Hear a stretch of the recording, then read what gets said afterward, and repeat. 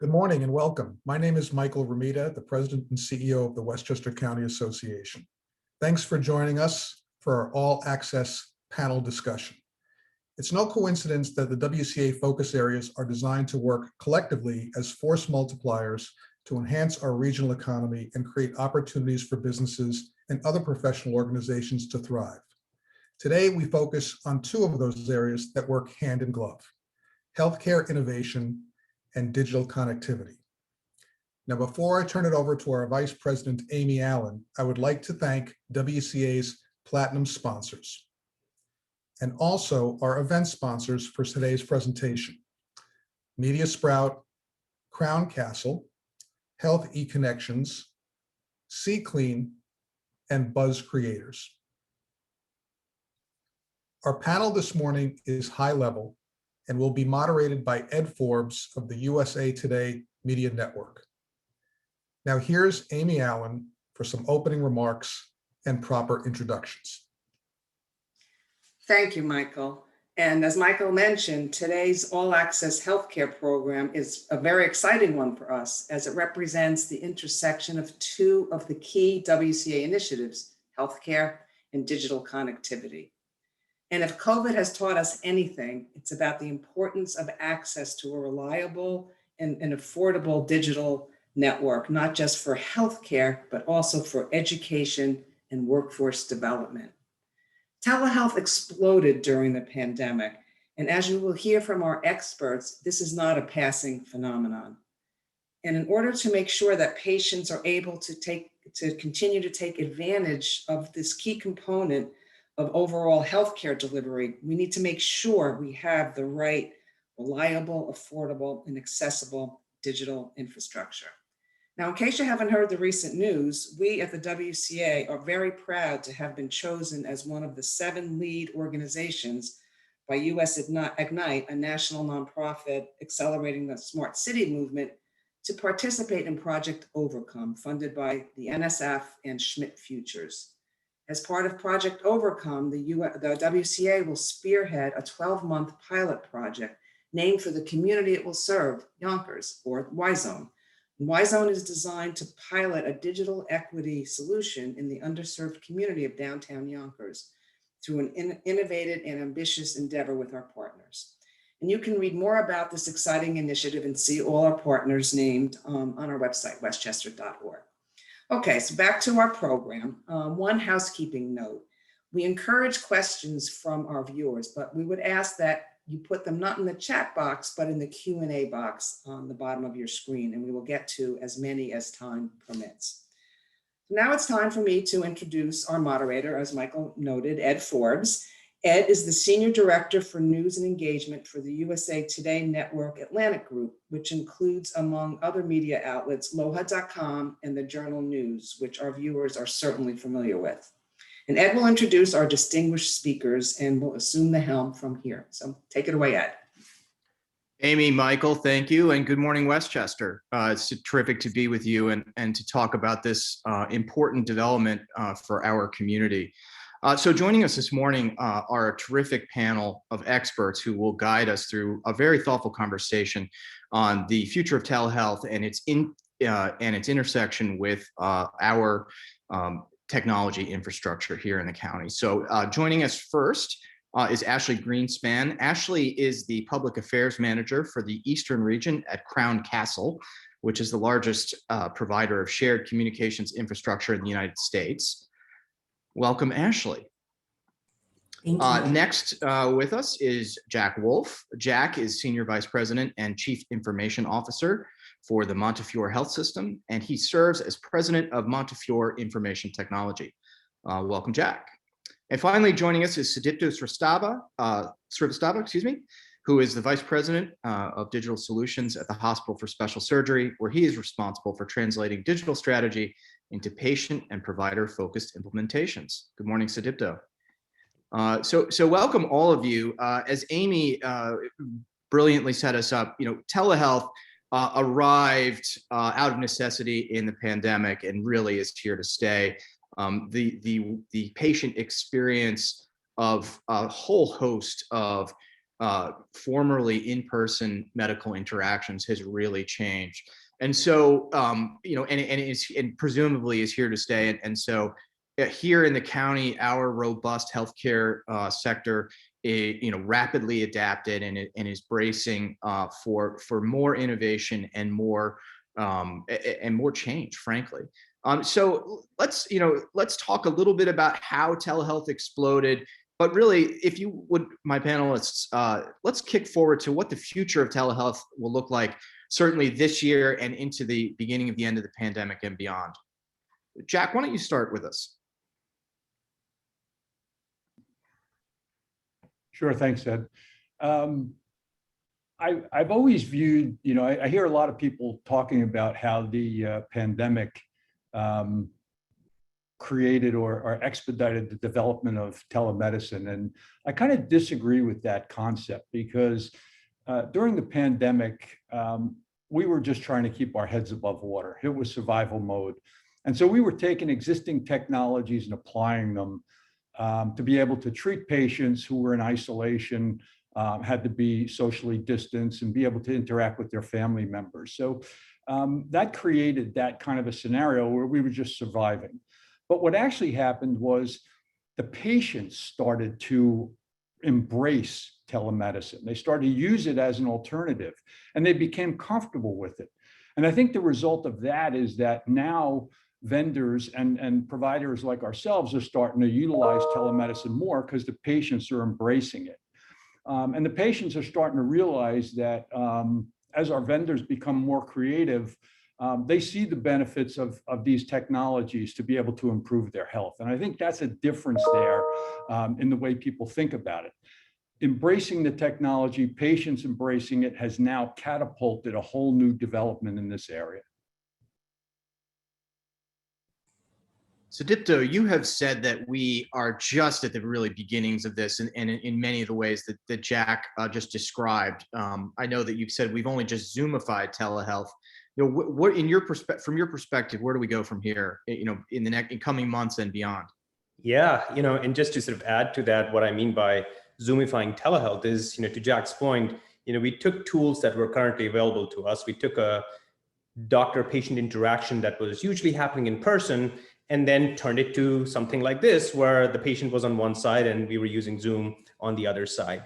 I think we kind of became lazy and we failed to take the advantage of so much more that can be done now that we're part of this digital sort of framework in terms of, voice analysis, sentiment analysis, adding devices, to these things. And every large health system or every health system out there sort of saw that exponential peak of telehealth usage. And to Jack's point, there's a little bit of a tapering that's happening, but we are seeing a lot of our patients actually asking for it. Telehealth has been sort of said as, every year, I think since 2001, it's been called, this is the year of telehealth. This is gonna, change things and so on. But that didn't happen till the pandemic because there was really a need. And I think what shifted was the provider perception of it and the patient perception of this thing. They actually saw it working and want to sort of take it forward. I think that's where the growth comes in terms of using technology tools and inserting telehealth in the various modalities that we previously didn't sort of think of. And Ashley, what's your perspective here? Where do we go from a technology standpoint and from a patient experience standpoint? Well, I mean, my co-panelists are spot on, right? I mean, at the end of the day, COVID didn't invent telemedicine, it accelerated it. And what we saw was that the CDC reports that the use of telehealth is up 154%, right? So as far as how do we maintain that type of growth now that patients really appreciate that there can be a continuity of care and better interaction with their doctors, or just more frequent interaction with their doctors. What that means is that in order to kind of maintain this momentum, we have to make sure that our healthcare networks and our patients really have the infrastructure that they need in order to continue this type of high quality interaction interaction and to make sure that it improves over time. And so Crown Castle supports a number of healthcare systems across New York State. And what we saw was that there was a massive jump in the demand for bandwidth. And so we had to act quickly to make sure that they had the bandwidth that they needed in order to support this kind of new acceptance of digital health. And also in order to really support COVID-19 testing and care sites. And so we're going to have to continue to make those investments in partnership with healthcare systems. And then on the patient side, we need to make sure that everyone has the access that they need in order to have a high quality interaction with their doctors. Yeah, that sets up my next question really beautifully, Ashley. Thank you.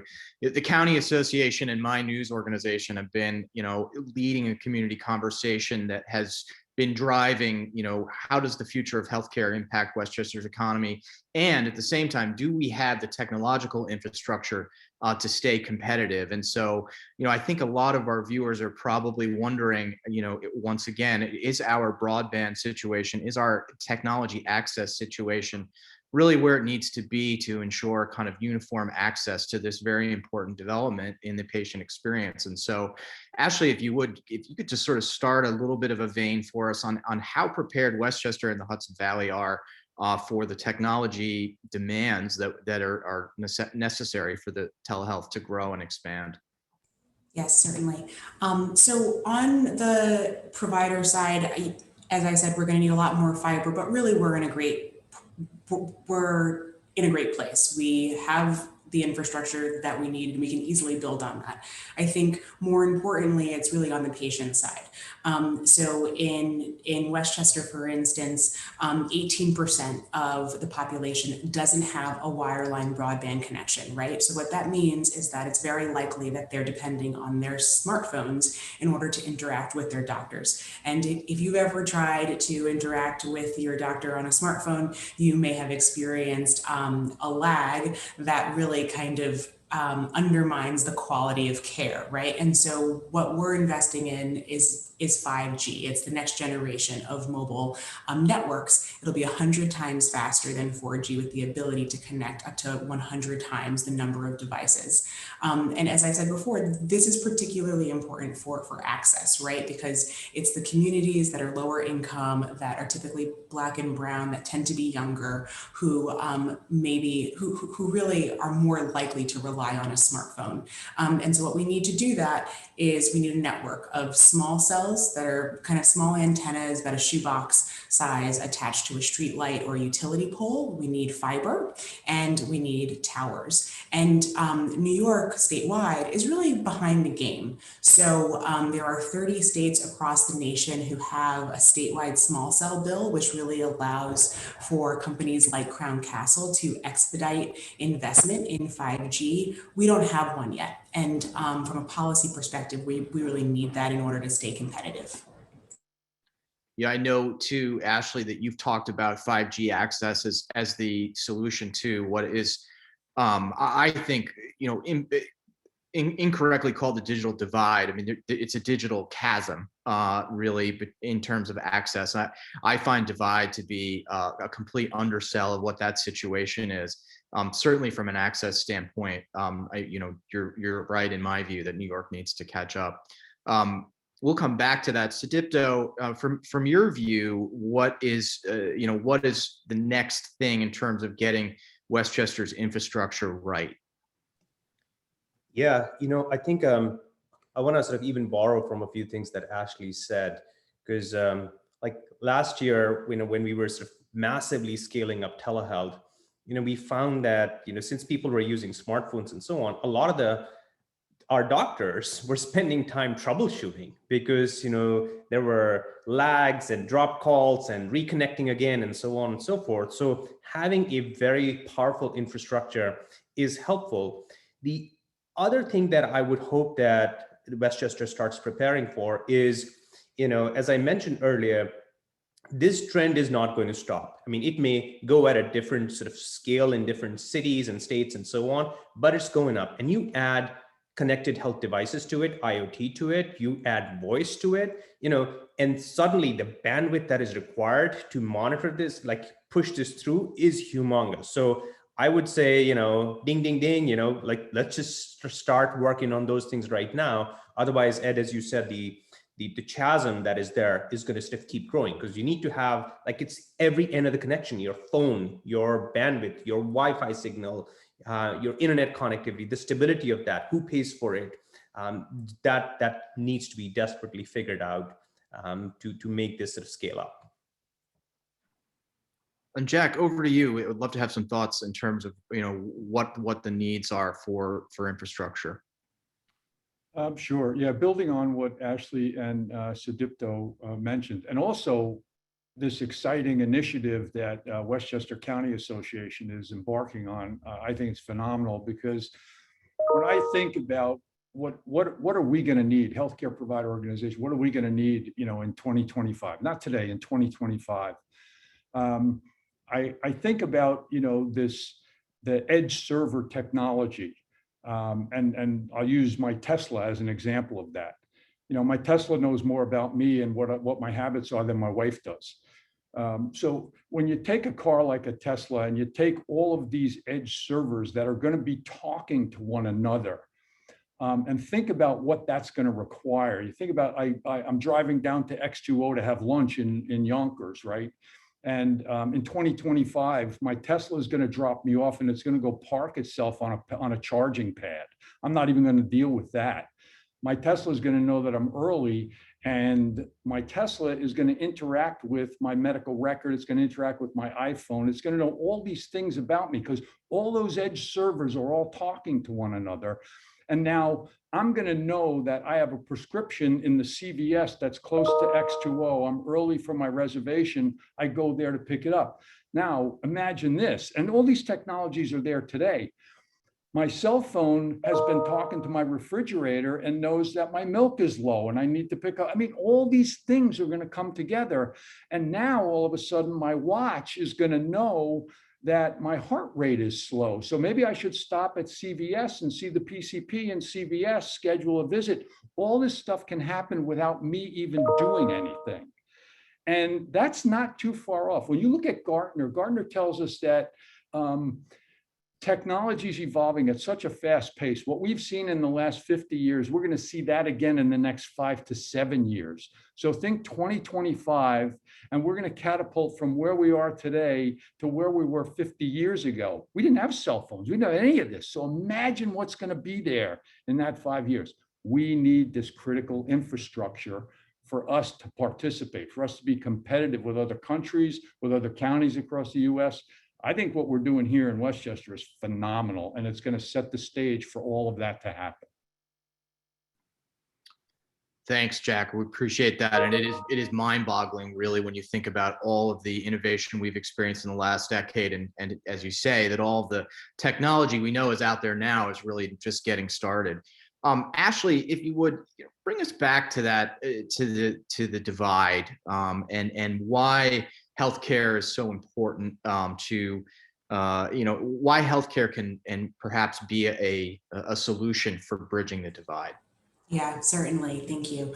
I think really 5G in particular means two things for healthcare. It means innovation. We've talked a lot about that. It also means access, right? So for the folks who maybe are far away from a healthcare provider, or they're essential workers, or they're the primary caregivers in their households, right? Stepping away from your home or your work in order to see a doctor or a mental health specialist, it is actually really costly, right? It means that maybe you lose out on your wages, or maybe you have to get someone else in your home to take care of your ailing parent, right? And so it expands access for folks who are really the folks who tend to be the most vulnerable. And so it's incredibly important that we make sure that they have the technology that they need. Again, these are the folks who tend to rely on a smartphone, unfortunately, right? It's 18% in Westchester County alone, which is above the national average at 14%. And so we need to just make sure that we're making investments in this infrastructure to really expand access. So, obviously there's a need for sort of state level, state funded infrastructure investment. But what about the private sector? What willingness is there? What appetite, Sudipto and Jack, do you see from your organizations and your industry as a whole for partnering? With the WCA is famous for advocating for public-private partnerships, and it strikes me that this area is extremely ripe for that. And frankly, that it may be the only way to really get done what we need to get done. So, Sudipto, what are your thoughts on in terms of the investment needed from the private sector? Yeah, like Hospital for Special Surgery, HSS, has been active in that sort of zone, in partnering with sort of local businesses as well, because we see this as such a merging of physical and virtual environments. Just like what we're doing with work, people are not saying I'm only going to work from home. People are not saying I'm only going to work from the office. Everybody's looking for that hybrid option, and they're choosing that because of convenience. And I think that's what our patients will require. That's, frankly speaking, a lot of our doctors and nurses will desire, because they can use that downtime to focus on other sort of higher quality and higher acuity sort of things. So the way we're looking at it is, of course, there are certain things where the state government or the federal government can play a role.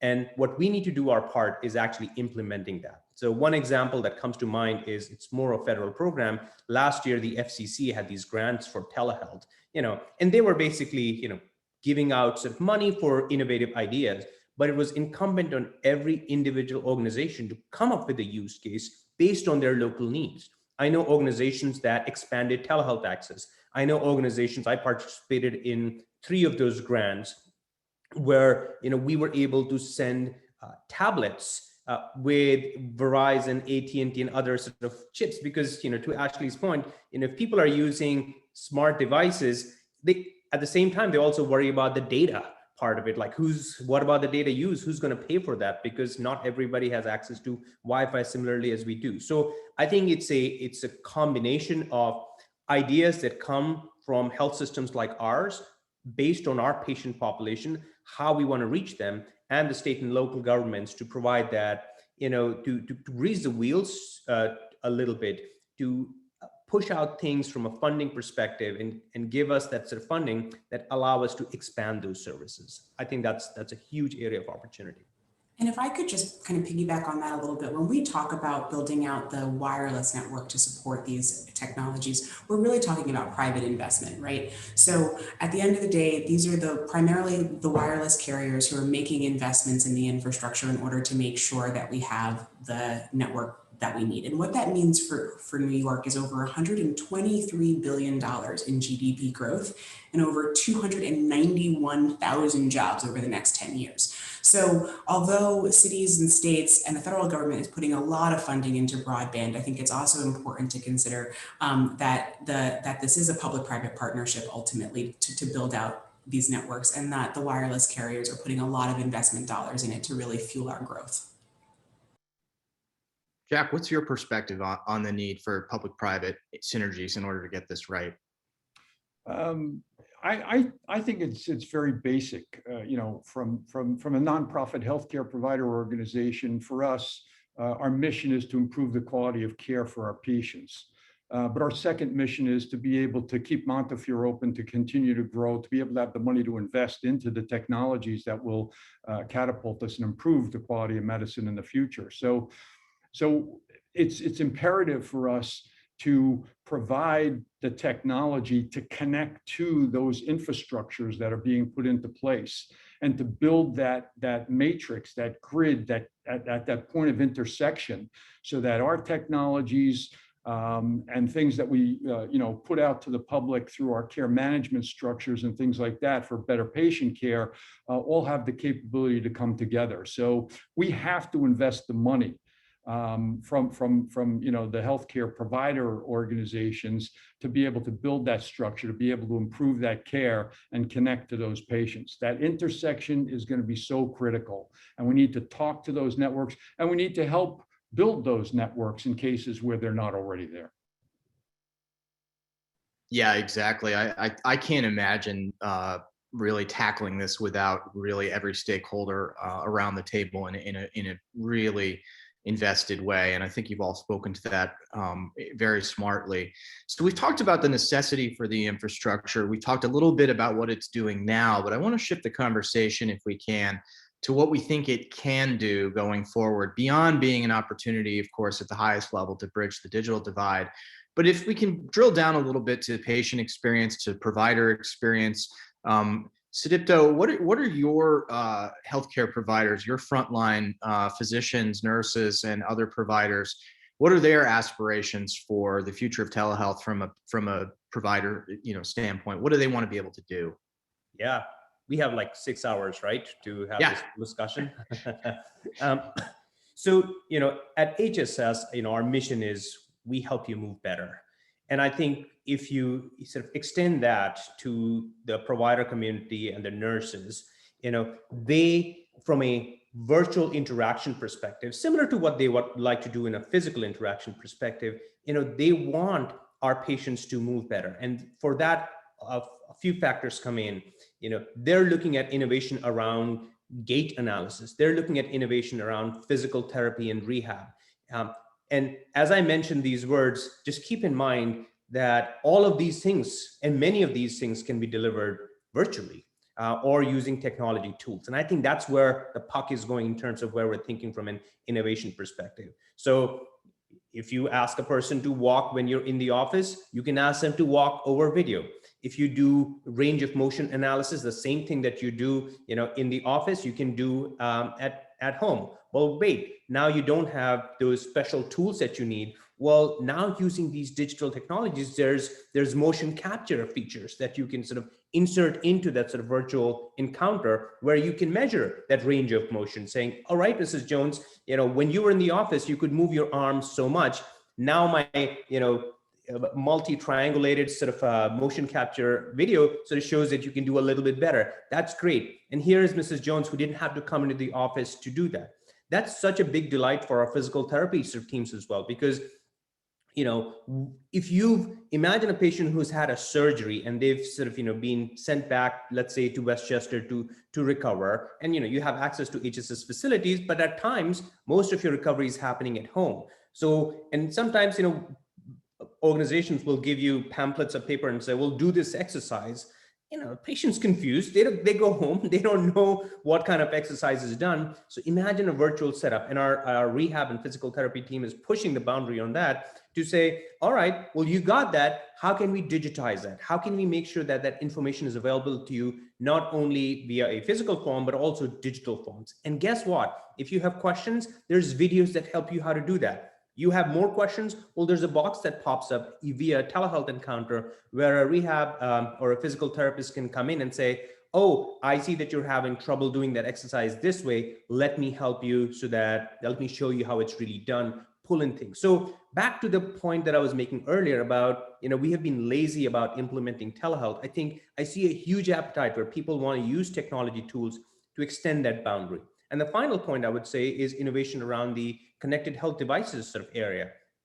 A lot of our doctors will, they'll say, if you've got a cast or something, of how much weight you can bear on your foot. But, there's not a measurement, and this is a call out to all the entrepreneurs out there who are listening and the private sort of folks, there's no device that can measure how much, pressure your leg can bear based on your body weight, your style, your age group, and so on. And, it's easy to say, well, put 30% weight on or 60% weight on, but how do you measure that? How do you get that sort of feedback? Those are the things that make me so excited about where things are going. And we're constantly having conversations with our nurses and surgeons, and the ideas that come up around how to measure things, how to replicate the same tools that we have at our disposal in our hospitals to be able to bring them home using digital technologies. There's certainly a lot of energy there, Sudipto, and understandably, given what your organization's mission is. Jack, I wonder, I imagine that the energy at Montefiore is similar, although a bit different given your broader mission in a way. So what are your providers' sort of aspirations for telehealth?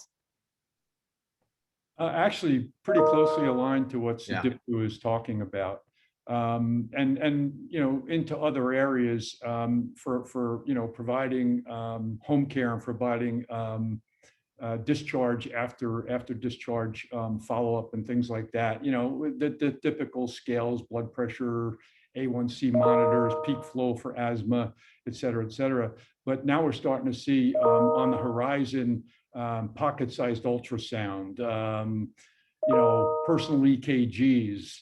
My personal favorite, which isn't there yet, but I'm waiting for it, virtual colonoscopy pills. I mean, all these things that are coming down the pike to assist in that, to discharge the patient sooner, to be able to safely monitor the patient at home.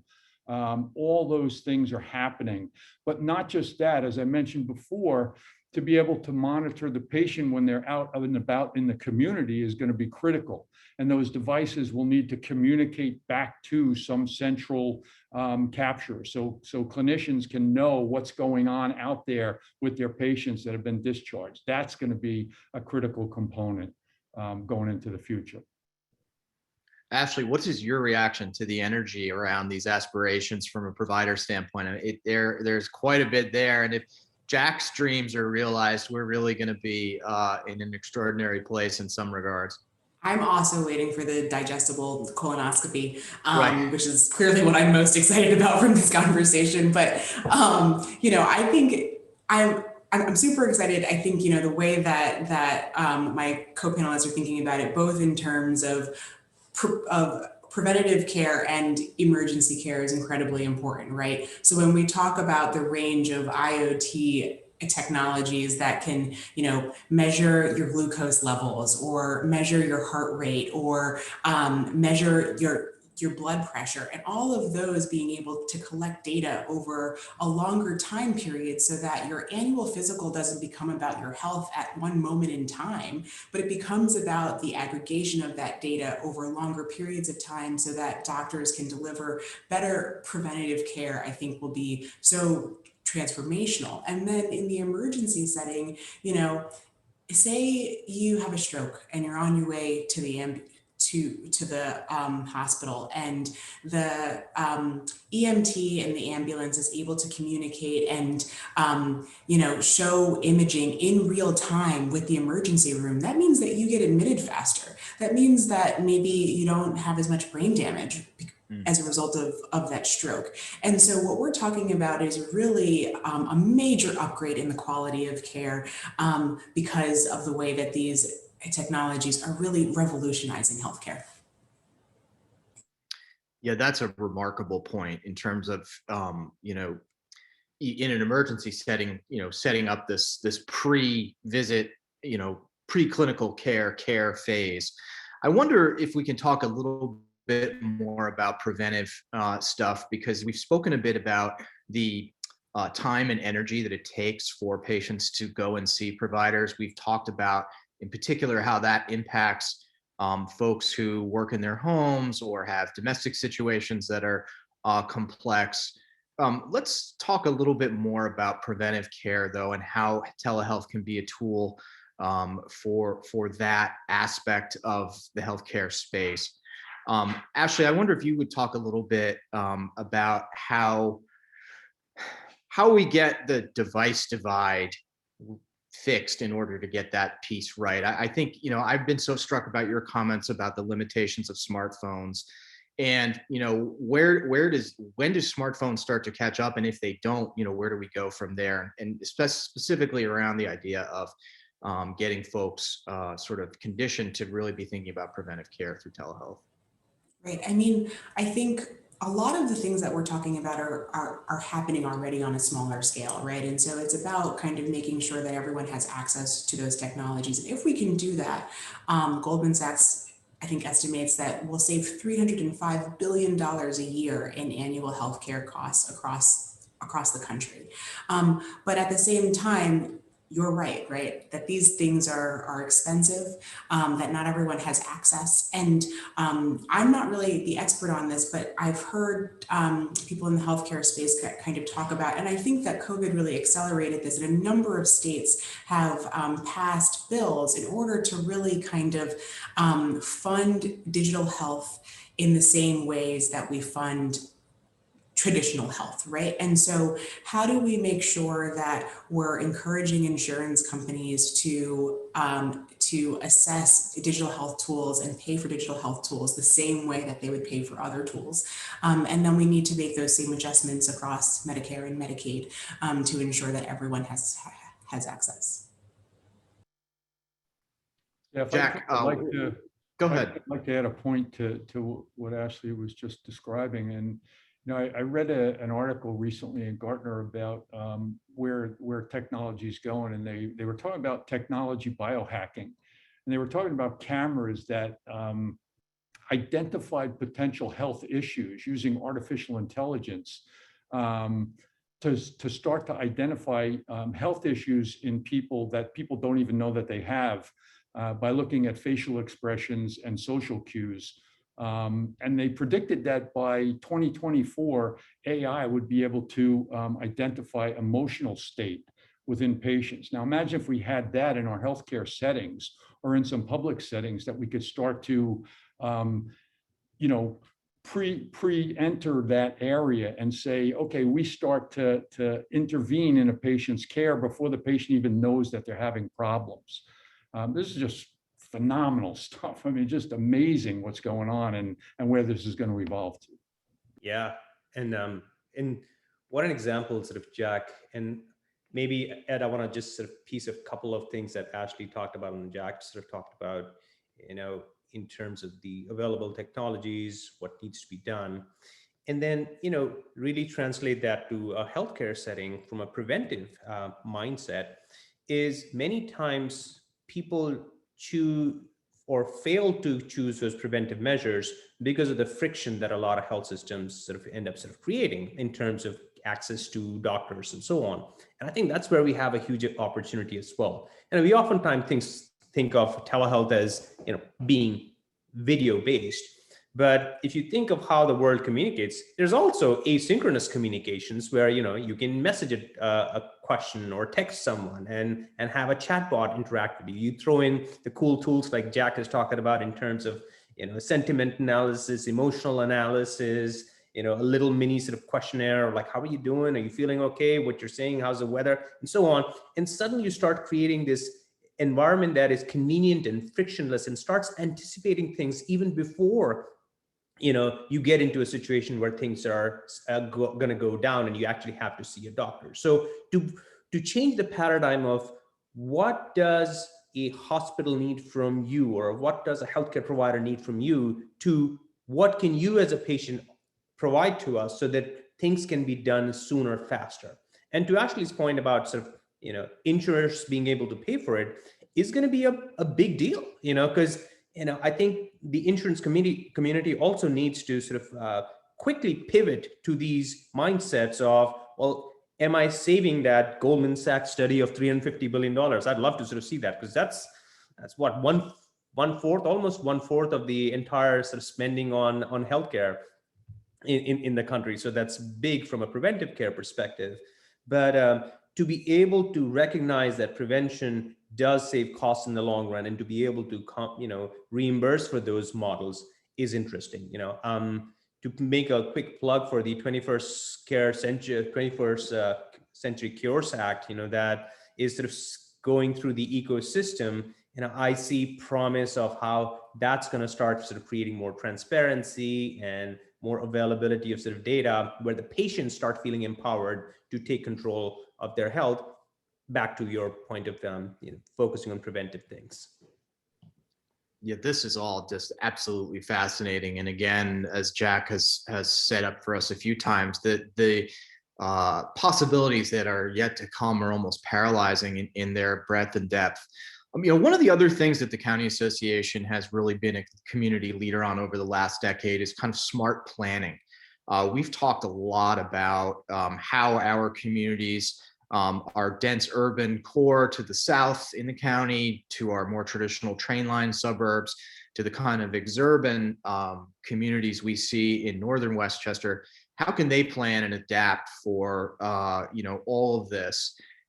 This seems to me to be as important to planning for the health of our communities, obviously from a health perspective, but from an economic standpoint and from population stability standpoint. This infrastructure intersection with community planning is really urgent in my mind, especially hearing from all of you about how exciting and how real the telehealth revolution can be for our communities. And so Ashley, I wonder if you could just shed a little light on like, what is the intersection of, in your mind, of all of this with the kind of planning initiatives that the WCA has traditionally been a leader in? Certainly. When it comes to urban planning, I think, there are a couple elements where we see investment really being attracted in areas because there are certain urban planning principles and policies that incentivize investment in this infrastructure. And so, these are private dollars. They're going to go where there's kind of an ease of investment. And so to the extent that there are policies in place that allow for the more expeditious investment in fiber in particular, as well as small cells, that you're going to see more investment in those areas. I think another really big part of this is the workforce opportunity, right? So across New York State, again, we're talking about nearly 300,000 jobs. Westchester, given its density compared to a lot of other places in the state, actually does, stand to really benefit from a large number of those jobs. Probably the second highest percentage of those jobs, like countywide, across the state. And so, it'll be really important to make sure that we have a workforce that's prepared for these jobs. These are primarily construction jobs. There's also, a number of kind of like engineering, architecture, and design type jobs. And so to the extent that we have workforce programs that are preparing folks who maybe come from untraditional backgrounds, maybe they were in retail previously or in the service industry, and they really are looking for careers with family sustaining wages, there are great opportunities here. There's a high demand and there's a dearth of talent. And so to the extent that we can really look at our workforce programs and prepare folks for these jobs, I think it'll be really transformational for many communities. Thanks, Ashley. This conversation has obviously been dynamic, and to Sudipto's point, I wish we had 6 hours to keep it going. But the panelists have so far been terrific, and we are starting to see some really smart questions pop up in our Q&A queue. And so I want to encourage our attendees, if you have questions, please hop into the Q&A and ask them. We are going to do kind of a lightning round now to bring the main part of the discussion to a close, because we are starting to get some really smart questions. But I did want to encourage attendees to take advantage of these panelists' expertise and to jump in with some questions. So to put a bow on all of this, from a patient perspective, from a provider perspective, from an infrastructure perspective, Ashley, what would be your highest level message to the Westchester County business community about the importance of growing telehealth and the infrastructure needed to support that? I think, the future is here, and we are ready to really capitalize on the improvements that we're going to see across the health space because of better access to broadband and connectivity. And what we really need is we need support for the policies that will enable investment in these technologies. And so that would be my call to action for our guests today, is to really kind of, think about how you can maybe put your weight behind policies to support the expansion of fiber or small cells, or invest or reimbursement for these technologies, so that we can make sure that the benefits are equitably shared. Sudipto, same question. What is your highest level message to the business community about this evolution? Yeah, I think really piggybacking on what Ashley said, I think technology is here and let's embrace it.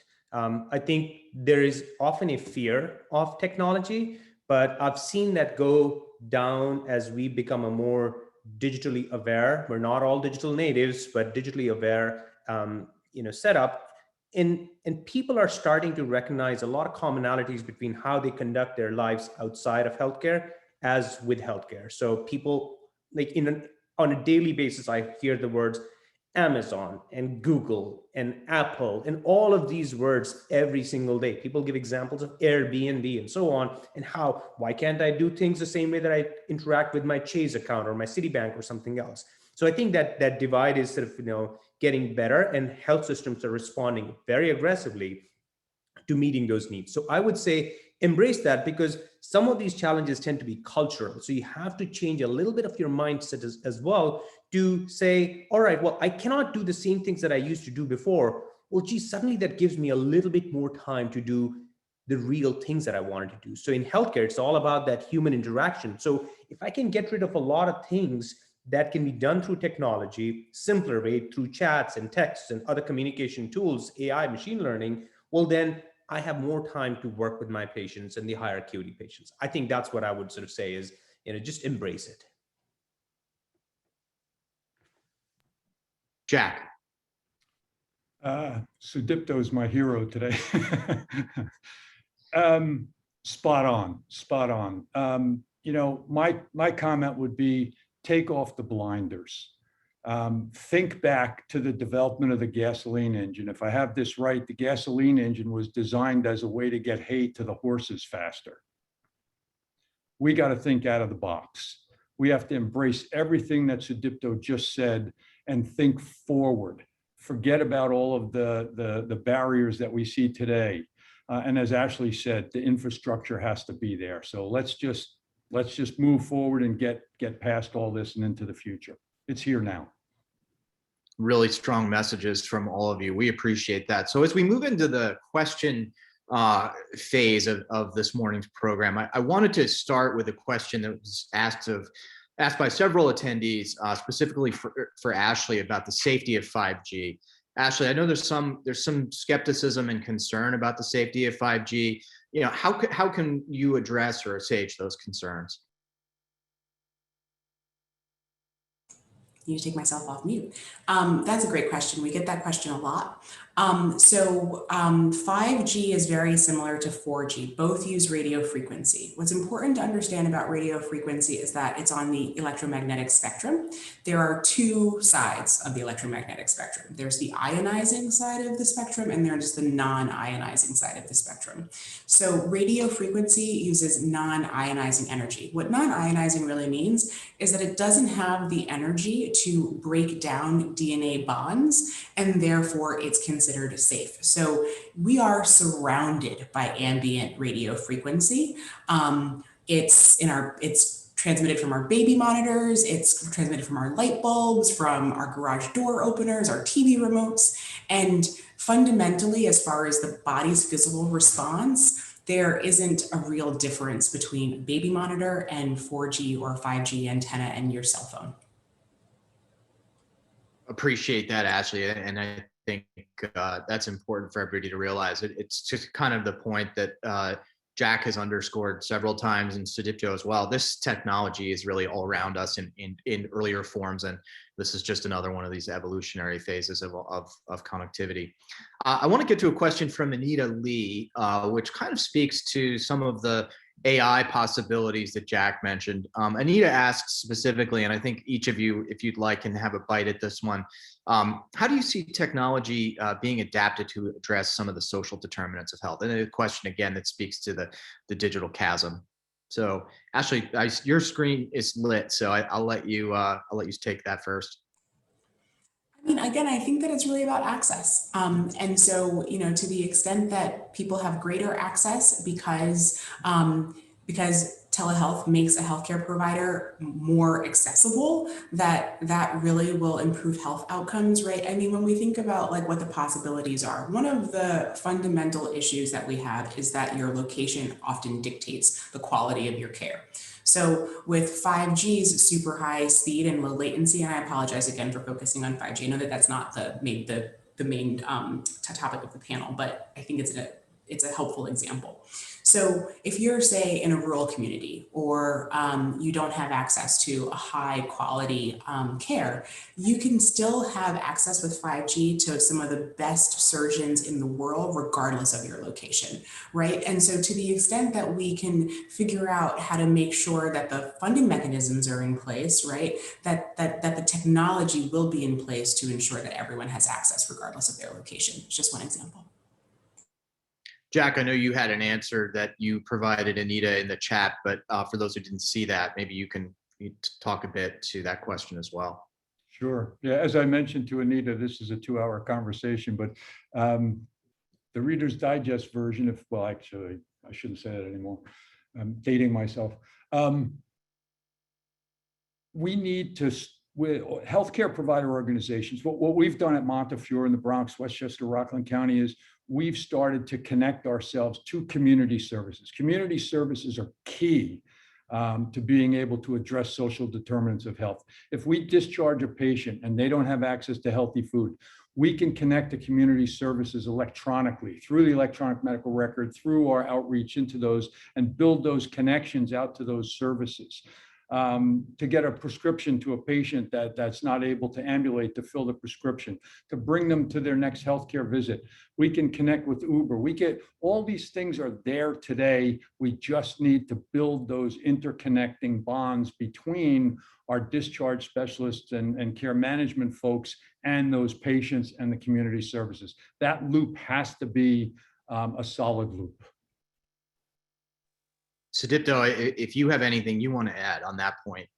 Well, I think not a lot in addition to what Ashley and Jack have talked about. Just to mention for a call out to the question. Great question. The reason this question keeps coming up is because there's a recognition that there is a huge divide and the chasm, as you talked about, not just from a digital perspective, but from a social perspective as well.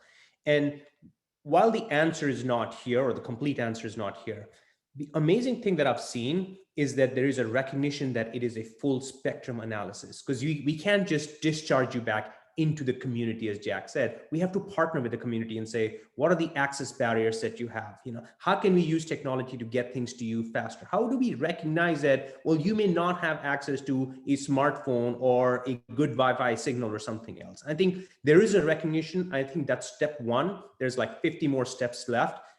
But I seriously see a lot of health systems and the industry focusing on that. And I think that's a great sign. Thank you. Once again, attendees, please feel free to pop in into the chat with some questions. You have been remarkably engaged in this morning's conversation, and we appreciate that. Take advantage of these panelists. Their expertise is evident, as we've seen over the course of nearly an hour here. I've got a question from Todd Hannock that I think we can start with you, Sudipto, and then go over to you, Jack, on what are the challenges healthcare organizations like yours face moving forward from a resource perspective? How do you redeploy human capital, technology, and other pieces of your infrastructure to accommodate this digital transformation? And how do you, where in the strategic planning process for your organizations does all of this fit? Sudipto, why don't you? I saw that question pop up. Thank you, Todd, for that. The way one way that we like to sort of think about it is to allow people to operate at the top of their license. Many years ago, when the EMRs, the electronic medical records, came into play, they became a source of frustration, because now doctors and nurses and administrators are spending more time putting data in. And there's been a clear shift with better technology, AI, machine learning, data analysis, and so on, that has started to, technologies like robotic process automation that have started to take some of those repetitive tasks and make them, put them in the background. And that suddenly allows people to operate at the top of their license. So, back to the point that I said earlier about embracing it, I think from a resource mindset, cultural, and training perspective, we really have to reorient people and say, it's all right if you suddenly save 45 minutes not entering data into an EMR or doing something else. Let's find an opportunity to do that human connection. use a word called digital empathy a lot in my conversations, and that's what needs to be focused on, to say, how do we allow our clinicians, our nurses, to use that digital empathy now that they have the tools and the means to access it, because we're working to reduce that burden on a few angles. Not 100%. I'm sure there'll be a lot of nurses who'll be like, what are you talking about? I'm still working as hard. And that is true, but the trend has begun. Jack, where does all this fit for Montefiore in terms of resource planning and strategic planning? Yeah, it's interesting that, when we think about it, healthcare is kind of behind other industries in embracing technology. And as a result of that, we're starting to learn that. We're starting to build the technology into the infrastructures. I partner with our engineering, my engineering peer at Montefiore, and we work very closely together on new buildings and make sure we have all the technology in place that we're going to need for the future. But we can't compete on a salary basis to a lot of other industries that are hiring these high-tech trained individuals coming out of colleges and getting the experience and moving forward. We even find ourselves competing with one another. We have the same electronic medical records. So we're constantly, talking back and forth, but our people are moving back and forth between our organizations and boosting up the salary levels and things. And it's very hard to compete in that structure. So what we've got to do is we've really got to start thinking about, how do we train some of our clinicians that want to move into technology? Because it's a lot easier to train a clinician to understand technology than to train a technologist to be a clinician. It's just a fact. And also we need to invest in and assist and build relationships with higher education facilities and some of the community colleges to build and help train those people that want to get into technology and help direct them into healthcare technology. So we need to partner with the organizations that build that workforce for us. Ashley, as is possible, how can organizations like yours be partners for health systems making these strategic plans and pivots? Yeah, certainly. So, planning for this is really resource intensive, which is, what we're hearing. And so companies like Crown Castle really try to make sure that we're holistic partners and that we're able to provide kind of a suite of services to address some of this. So for instance, one of the issues that healthcare networks are struggling with is security. And so we, try to kind of bundle that with our services. So as folks are thinking about, how do I address my broadband needs, how can Crown Castle also be a partner in addressing my security needs? And sometimes offloading some of that resource intensity can be really helpful. Thanks. So we are just about to round the bend to 10 o'clock, and we are beginning to see some of our attendees move on to other parts of their days. We certainly appreciate all the engagement and thoughtful conversation we've enjoyed over the last hour. And I specifically want to thank my three panelists, Sudipto, Ashley, and Jack. You have been terrific conversation partners. And I hope that your voices can continue to be heard and lead here in Westchester on these issues. My colleague at the WCA, Julia Emmerich, notes in the chat that there are a number of resources available through the WCA on digital equity issues across the county that the WCA continues to lead on. So thank you, Julia, for that. With that, I think I will turn things back over to Amy Allen. Amy, thanks for hosting me and our panelists this morning, and for a great program. Thanks, Ed. And again, thanks to all the panelists and to you. This was an amazing conversation. And if I take Sudipto's need for 6 hours and Jack's for 2, I think we have to have an all-day session on this, because certainly everybody raised such important and timely topics. And many of these are issues that the WCA is already addressing, obviously on the advocacy for the broadband equity side, insurance issues, telehealth parity. We're supporting a bill that's actually, I don't know if it made it through the end of session, but there's a bill at New York State for telehealth parity payment. So we support that. We will work with Ashley and her colleagues about any kind of 5G or digital Bill, that might be relevant. On the workforce side, as Jack was so eloquent in saying, we do connect our providers with the colleges. So lots of things happening. You're all a part of it. And again, it was a really, really great session. This will be available on demand. All the attendees will get a link, and it'll be posted on our website. I want to thank our sponsors again. Of course, without them, we can't bring you these great conversations. And so I look forward to continuing this. So again, thank you to everybody, and have a great day. Thank you. Thanks, Amy. Take care.